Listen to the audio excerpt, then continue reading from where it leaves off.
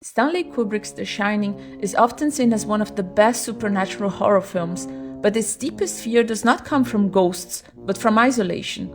Through the Overlook Hotel's vast emptiness and the Torrance family's complete separation from the outside world, the film shows what R.D. Laing described as the psychological effects of existential isolation, a condition in which we lose our sense of self because we no longer feel connected to others in a meaningful way.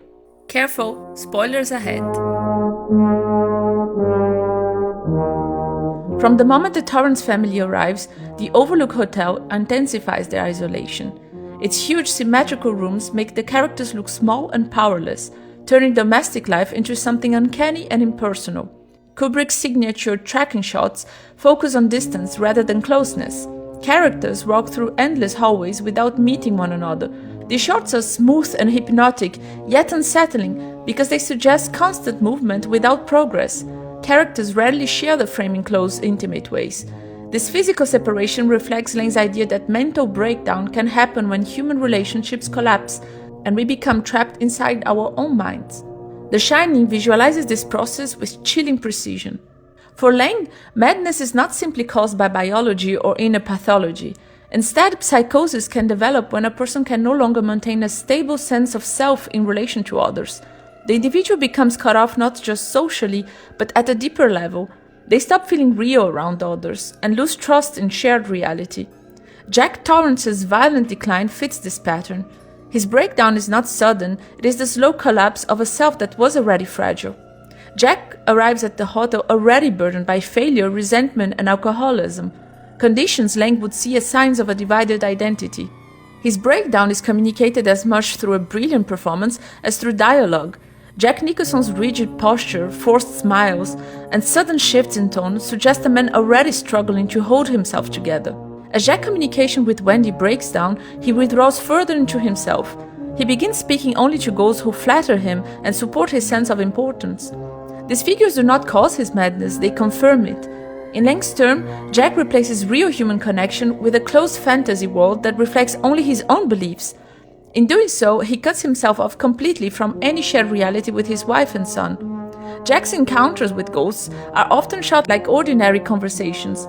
There are no dramatic visual cues that clearly separate hallucination from reality. This ambiguity reflects Laing's idea that madness can feel internally coherent even as it breaks away from shared reality. Wendy, on the other hand, represents the fragile but essential role of shared reality. Her fear is not only about Jack's violence, but about realizing that the meaning they once shared has fallen apart. When Jack mocks her words, rewrites what has happened, and denies obvious danger, he does what Laing called ontological invalidation, undermining another person's sense of what is real.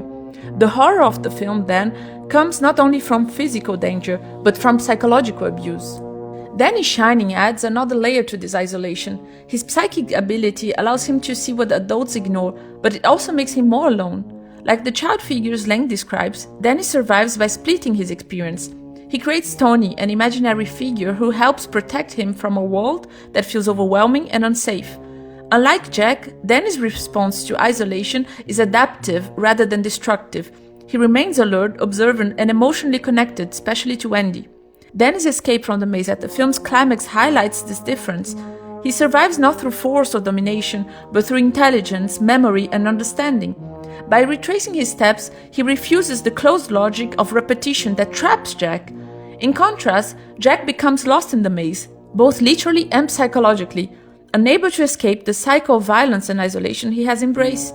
Through its precise use of space, framing, sound, and movement, The Shining turns isolation into more than just a setting. It is a force that slowly destroys identity and feeds violence. Kubrick's film closely reflects Laing's belief that madness is often a response to a world that has become emotionally and relationally unbearable. The Overlook Hotel does not drive Jack insane, it removes the less fragile structures that were holding him together. What remains is not chaos, but a closed, frozen cycle of isolation, one that can only be broken by rejecting this logic and finding a way back to shared reality. Thank you for watching this video. Hit the like button if you enjoyed it and subscribe if you want to keep track of other videos. Don't hesitate to leave a comment or to contact me if you want to know more. See you next time!